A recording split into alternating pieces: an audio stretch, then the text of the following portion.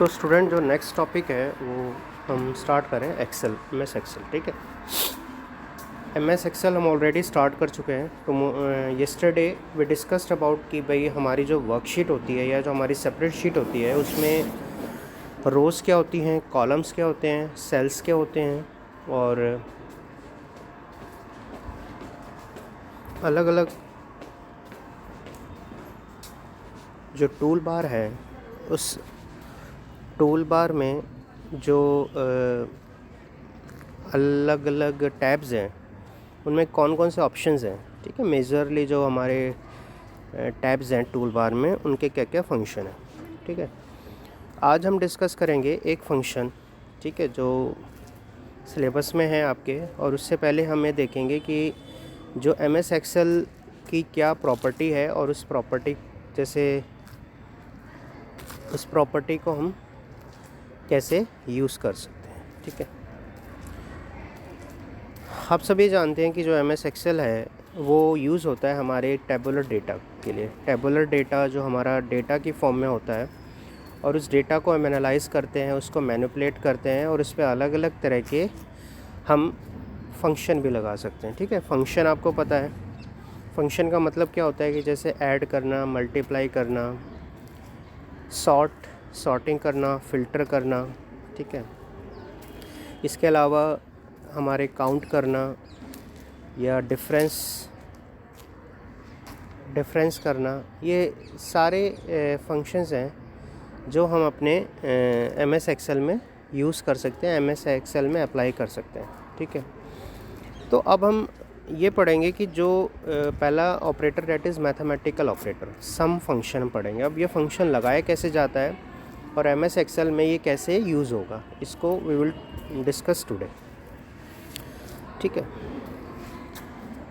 तो देखिए फंक्शन लगाने के लिए सबसे पहले तो हमें ये पता होना चाहिए कि भाई जो रोज़ एंड कॉलम्स हैं उनकी एड्रेसिंग कैसे होती है। हमने प्रीवियस लेक्चर में डिस्कस किया था कि सबसे पहले अगर किसी जो रोज़ है उसकी नंबरिंग होती है 1 2 3 और जो कॉलम्स है उसको हम अल्फ़ाबेटिकली हम उसको एड्रेसिंग देते हैं। यानी इसका मतलब है कि एक सेल है जिसकी रो नंबर 1 है और जिसका कॉलम नंबर ए है, तो उसको हम क्या देंगे, A1 एड्रेसिंग देंगे। ठीक है, तो अब फॉर्मूला लगाने के लिए हमें जिस सेल पे भी हमें फॉर्मूला लगाना है उस सेल पे जाने के बाद हमें इक्वल टू लिखना पड़ेगा। ठीक है, इक्वल टू लिखना पड़ेगा। जैसे फॉर एग्ज़ाम्पल मैं आपको ये दिखाता हूँ, जैसे एक एग्ज़ाम्पल के थ्रू हम इसको समझ लेते हैं। हमारे पास जैसे वेजिटेबल थी पोटैटो, अनियन, ब्रिंजल, कॉलीफ्लावर। ठीक है, इसकी हमने क्वांटिटी लिख दी 5 12 4 एंड हमने प्राइस लिख दिया 8.50, 10, 12.50, 7.50। अब सपोज़ हमें सम करना है। ठीक है, हमें जो प्राइस है, ये जो टोटल प्राइस है, इसका सम करना है। तो सम करने के लिए हमने क्या किया, फंक्शन का यूज़ किया। ठीक है, क्योंकि इतने सारे अभी तो एक कम है रोज़। ठीक है, अगर हमारे पास 100 रोज़ हैं, 150, 200, 1000 रोज़ हैं, it is very difficult and hectic task to add manually. तो इस केस में क्या हुआ कि हमने फॉर्मूला यूज़ किया जो हमारी फंक्शनैलिटी है एक्सेल की। ठीक है, अब अगर हमें केवल 8.50, 10 को, 12.50, 7.50 को ऐड करना है तो हमें क्या करना पड़ेगा।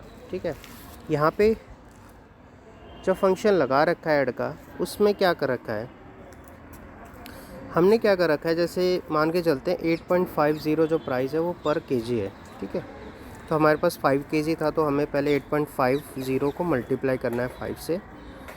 सेकंड जो अनियन का प्राइस है वो 12 है पर केजी, तो that has to be multiplied with 10 to get the total price.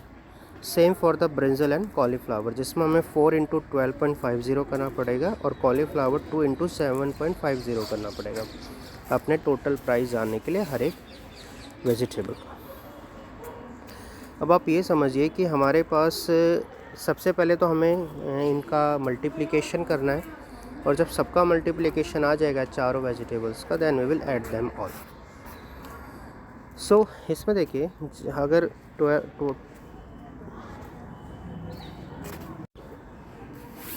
Total के सामने लगाना है अब हमें, ठीक है। तो इसके लिए हमें क्या करना पड़ेगा, हमें उस पर्टिकुलर सेल पे जाना पड़ेगा, हमें क्या लिखना पड़ेगा, इक्वल टू। ठीक है, ऊपर आपको सम दिखाई दे रहा होगा, ये फॉर्मूला इक्वल टू लिखना पड़ेगा।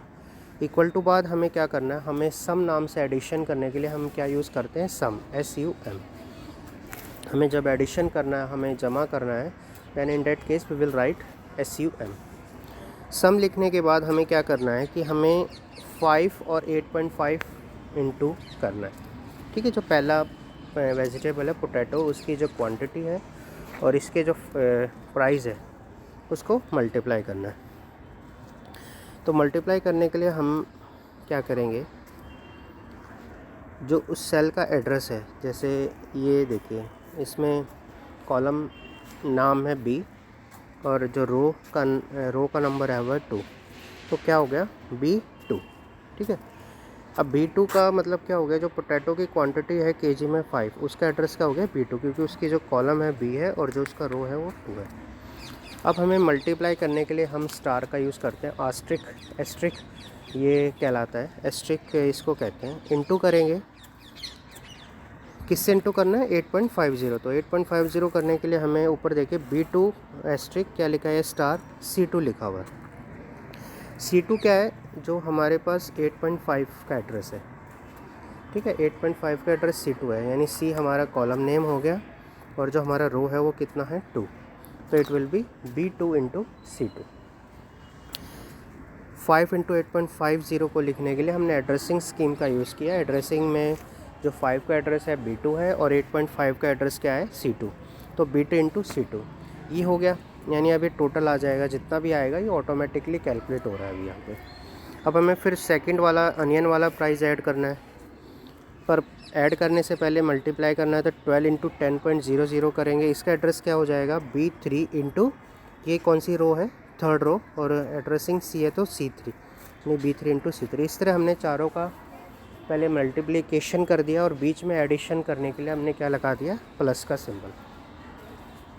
ठीक है, ये एक तरीका है आपके पास। अगर आप कॉमा भी लगा सकते हो, यानी इनका हम मल्टीप्लिकेशन कर रहे हैं और कॉमा लगाने के बाद क्या होगा कि ये 4 का एडिशन करना है, तो एडिशन करने के बाद क्या होगा कि ये हमारे पास एडिशन होकर सम आ जाएगा। ठीक है, तो इनसे हम ये समझते हैं कि अगर हमें कोई फॉर्मूला लगाना है, तो फॉर्मूला लगाने के लिए पहले हमें क्या करना पड़ेगा, इक्वल टू का सिंबल यूज़ करेंगे हम हर एक सेल में। इक्वल टू लिखने के बाद हम सम का नाम लिख सकते हैं, जैसे SUM एडिशन करने के लिए, ठीक है, मल्टीप्लिकेशन करने के लिए MUL। तो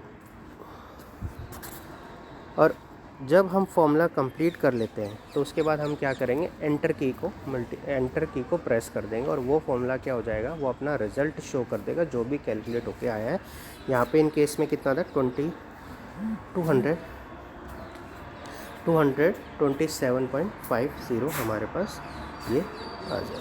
ठीक है, एक फॉर्मूला और देखते हैं अब हम, जैसे अगर हमें ये भी कई तरह के फॉर्मूले दे रखे हैं यहाँ पे, एवरेज का है, अगर हमें एवरेज निकालना है कई नंबर्स का, अगर हमें मिनिमम निकालना है, जैसे स्क्वायर रूट निकालना है, ठीक है, ये सब फॉर्मूले हमें दे रखे हैं। हम धीरे धीरे डिस्कस कर लेंगे आगे जाके। इससे पहले हम सम का एक बार और देख लेते हैं फॉर्मूला, जैसे ये सम है, ठीक है, ये एक और दे रखा है यहाँ पे आपके सामने है कि सम, फिर ब्रैकेट लगाएंगे हम। सम से पहले अगर हम फॉर्मूला लगाना है जिस भी सेल में, तो हम क्या लिखेंगे, इक्वल टू लिखने के बाद सम लिख देंगे। सम लिखने के बाद हम क्या लिखेंगे, अब पहले दो तरीके होते हैं इन फॉर्मूला लगाने के, ठीक है। तो हम अभी आज एक डिस्कस करें पहले वाला। इसमें क्या है कि हम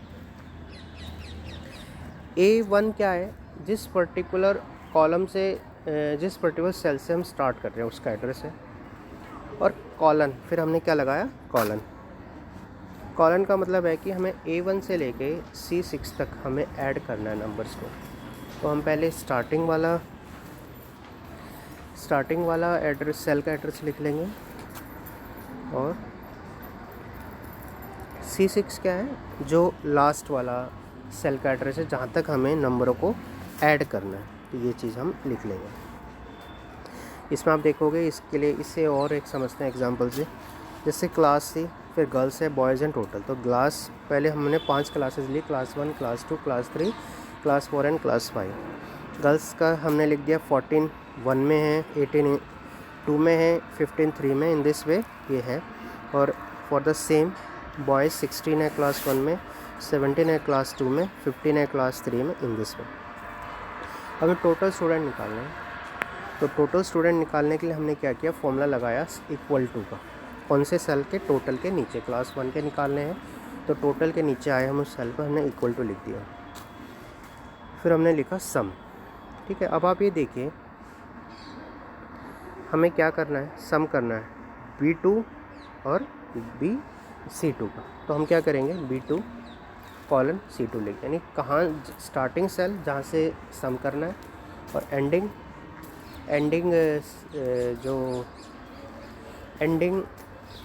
सेल जहाँ तक हमें सम करना है। ठीक है, तो स्टार्टिंग और एंडिंग सेल लिख देंगे जहाँ से हमें सम करना है। तो यहाँ पे B2 और C2 का करना था, तो पहले B2 आ गया और फिर कॉलन के बाद C2 आ गया। ठीक है, तो आज इतना ही है सम, कि कैसे हम सम कर लेते हैं, ये चीज़ आ जाएगी यहाँ पे।